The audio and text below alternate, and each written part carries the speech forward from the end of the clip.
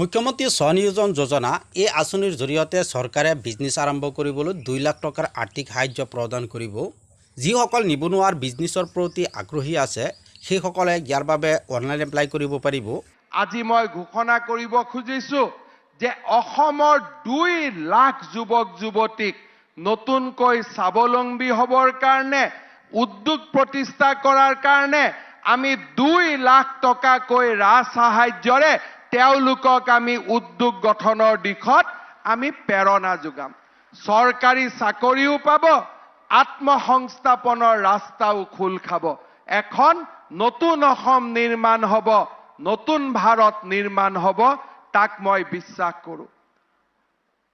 পুনৰ এবাৰ আপোনালোকক মই ধন্যবাদ জনাইছোঁ। আপোনালোকৰ সুখ্যাতিত মই অভিনন্দন জনাইছোঁ।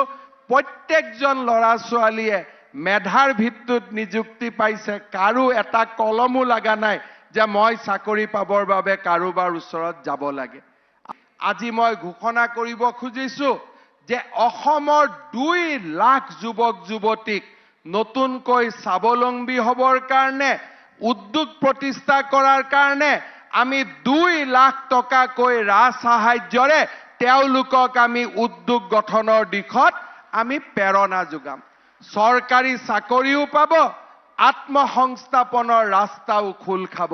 এখন নতুন অসম নিৰ্মাণ হ'ব, নতুন ভাৰত নিৰ্মাণ হ'ব, তাক মই বিশ্বাস কৰোঁ। পুনৰ এবাৰ আপোনালোকক মই ধন্যবাদ জনাইছোঁ। আপোনালোকৰ সুখ্যাতিত মই অভিনন্দন জনাইছোঁ। প্ৰত্যেকজন ল'ৰা ছোৱালীয়ে মেধাৰ ভিত্তিত নিযুক্তি পাইছে। কাৰো এটা কলমো লগা নাই যে মই চাকৰি পাবৰ বাবে কাৰোবাৰ ওচৰত যাব লাগে। যদি আপুনি এই আঁচনিত অনলাইন এপ্লাই কৰিব বিচাৰে তেনেহ'লে আপোনাৰ কেইটামান ইম্পৰ্টেণ্ট বস্তু ডকুমেণ্ট ৰেডি কৰিব লাগিব। Aadhaar card, PAN card, domicile certificate, self declaration, plan of business, income certificate, mobile number, bank account, bank passbook, passport size photo. এইকেইটা বস্তু আপোনালোকে ৰেডি কৰি থ'ব লাগিব। যেতিয়া ইয়াৰ অনলাইন ষ্টাৰ্ট হ'ব আপোনালোকে লগে লগে ইয়াৰ অনলাইন এপ্লাই কৰিব পাৰিব।